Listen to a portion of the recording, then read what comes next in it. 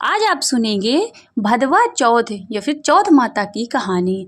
भाद्रपद कृष्ण पक्ष की संकष्टी चतुर्थी के दिन सुनी जाने वाली चौथ माता की कहानी।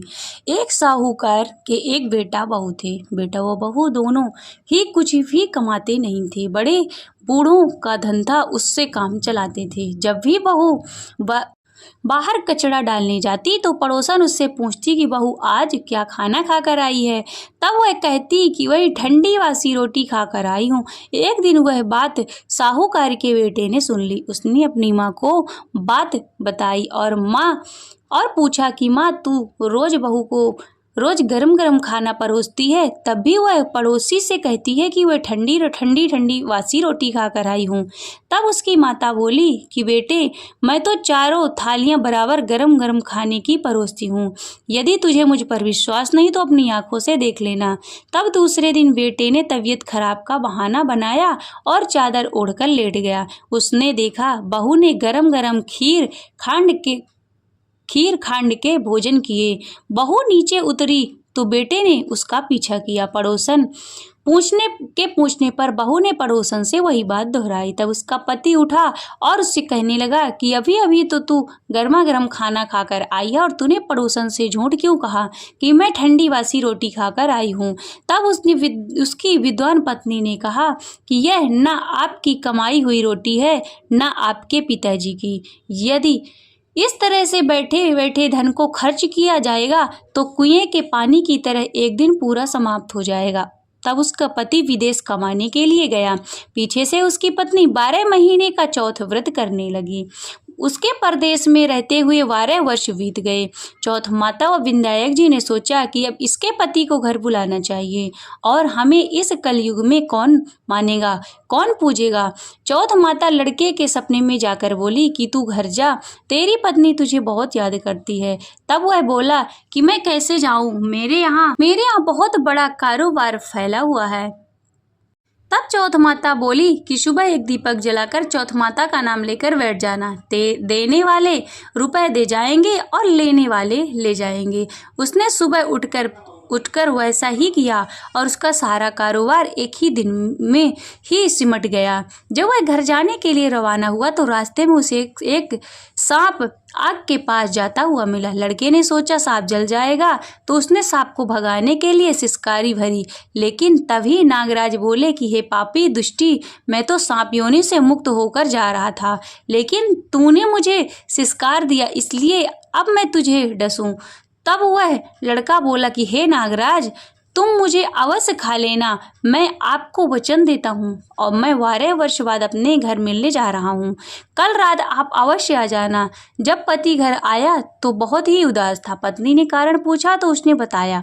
पत्नी चतुर थी। उसने एक सीढ़ी पर दूध का कटोरा रख दिया, दूसरे पर बालू मिट्टी छिपा दी, तीसरे पर फूल माला बिखेर दिए, चौथी पर इत्र छिड़क दिया, 5वीं पर मिठाई रख दी। इस तरह उसने 7 सीढ़ियों पर कुछ न कुछ रख दिया। अब दरवाजा खुला छोड़कर पलंग पर अपनी पत्नी चोटी लटकाकर सो गई। सांप आया और सबसे पहले उसने दूध को पिया और बोला, साहूकार के बेटे, तूने मुझे सुख तो बहुत दिए हैं, पर वचन का बंधा हूँ, इसलिए तुझे डसूंगा अवश्य। जैसे ही वह डसने लगा तो चौथ माता और विनायक जी ढाल व तलवार बनकर खड़ी हो गए और उस सांप के 4 टुकड़े कर दिए। पूंछ का एक टुकड़ा लड़की की जूती में जाकर गिरा। सांप ने सोचा ये तो जूता पहनेगा तब उसको डस लूंगा। तभी वहां बहुत सारी चींटियां आ गईं और उन्होंने कहा कि यह स्त्री हमें रोज शक्कर और आटा खिलाती है, इसकी रक्षा करनी चाहिए। चींटियों ने उस पर हमला कर दिया और उसकी पूंछ को पोली कर दी। जैसे ही सुबह हुई तो वहां खून ही खून हो रहा था। माँ ने सोचा मेरे बेटे बहू को किसी ने मार दिया, इसलिए वह चिल्लाने लगी। तब बेटा बहू कि माँ खुशियाँ मनाओ, आज हमारा वैरी दुश्मन मर गया, और पूछने लगा कि मेरे पीछे से मेरी दीर्घायु के लिए कोई उपाय किया था क्या। तब माँ बोली कि मैं कुछ नहीं किया। पत्नी से पूछने पर बोला 12 महीने की चौथ माता का व्रत करती थी, इसलिए चौथ माता व विनायक जी ने हमारी सहायता की है। तब सास बोली ये झूठ बोलती है, रोज मैं इसको 4 बार रोटी देती थी, फिर भी इसने चौथ का व्रत किया है। तब वह बहन बोली कि एक बार गाय को खिलाती, एक मेहत रानी को देती, एक जमीन में गाड़ देती और शाम को खाना में चंद्रमा को अर्घ देकर खाती थी। यदि विश्वास नहीं तो पूछ लो। तब गाय से पूछा तो वह हंसने लगी और पलाश के फूल उसके मुंह से गिरने लगे। जमीन को खोद कर देखा तो रोटी की जगह सोने के चक्कर थे। मेहतरानी से पूछा तो उसने भी हाँ कह दी। हे चौथ माता, उसके पति की जैसे रक्षा हुई वैसे हम सबकी रक्षा करना, सबकी मनोकामनाओं को पूर्ण करना। इसके बाद विनायक जी की कहानी कहते हैं। एक अंधी बुढ़िया माई के बेटा व बहू थे। वे लोग बहुत गरीब थे। बुढ़िया माई रोज गणेश जी की पूजा करती थी। एक दिन गणेश जी उससे प्रसन्न हुए और बोले कि मुझसे कुछ मांग। तब माई बोली कि मुझे कुछ भी नहीं मांगना आता।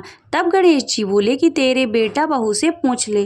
तब वह अपने बेटे से पूछी। तब बेटा बोला कि माँ धन मांग ले। बहू से पूछा तो बहू ने कहा कि पोता मांग लो।